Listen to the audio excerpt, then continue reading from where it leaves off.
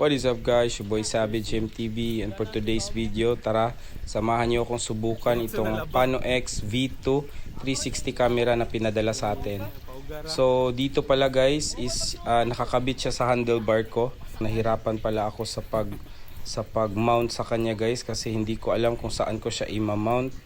Kasi nga medyo hindi siya kagaya nung sa GoPro na mount lang, kakabit mo na lang siya tapos screw.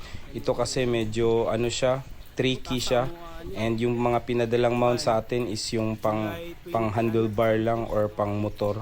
So ayan, ang kagandahan niya guys is yung mga ganyang angle. Meron siyang front, back, so nakikita niya lahat kasi nga 360. So tara guys, testingin natin siya sa trail kung okay ba siya.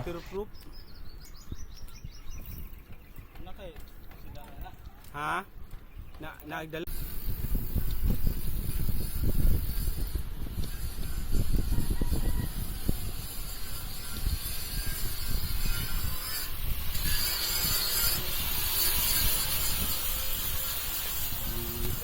So dito na pala kami sa playground guys. Hindi na kami nag-trail kasi medyo umaambo na, and kailangan nating matesting to. And kailangan din natin na magmadali kasi hindi ko siya pwedeng mabasa kasi hindi to waterproof. So ayan, testingin natin siya dito and tingnan natin kung okay ba siya dito sa drop.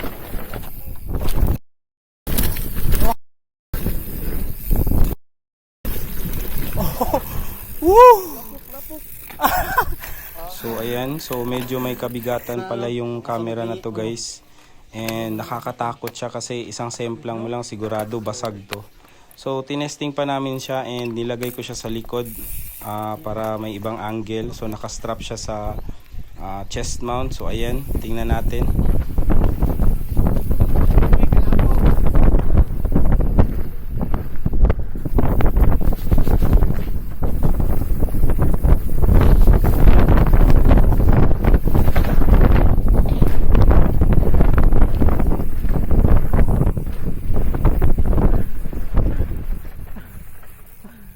So gusto ko lang nga palang magpasalamat sa Pano-X V2 sa pagpapadala nila sa atin ng camera.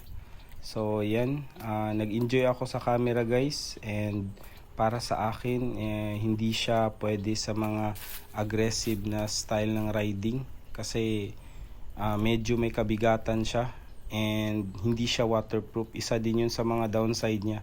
So yun, maganda siya and marami siyang feature na mag-i-enjoy ka and kagaya niyan. So pwede siya sa motovlogging or sa mga light activity. Pero pag mga aggressive guys, medyo mahihirapan ka. Kailangan mo siyang i-secure kasi medyo bulky siya, malaki siya, and yung screen niya baka matalsikan ng mga bato, so delikado. So yun lang guys, pasensya na. Kung gusto niyo tingnan yung ibang review nito guys, marami nito sa YouTube. And yun, maraming salamat, Savage MTV. Peace out.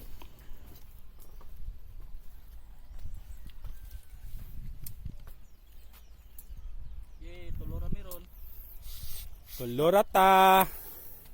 Didi, asa na mga Jed? Nas kay Jid ba?